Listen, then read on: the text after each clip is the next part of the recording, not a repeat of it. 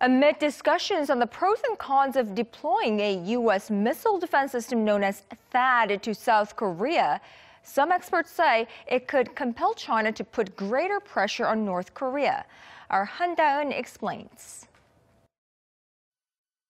America's high-altitude defense system known as THAAD has quickly become the next big issue immediately following North Korea's rocket launch. The Wall Street Journal called THAAD deployment, quote, China's North Korean backfire in a recent editorial, meaning that China's continual support of North Korea has brought Beijing an unwanted result.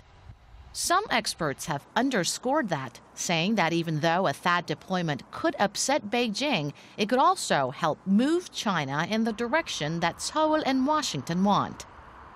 It could make the Chinese realize that if they go on turning a blind eye to North Korea's nuclear program, they're going to encourage a regional arms race that is not in their interests either.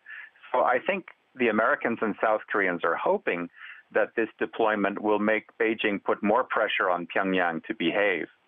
Aside from the issue of the missile defense system's deployment are the questions raised about the effectiveness of Seoul and Washington's policies for curbing North Korea's military ambitions. But as the expert pointed out, there are ways for the two allies to slap stronger sanctions on the North even without China's support.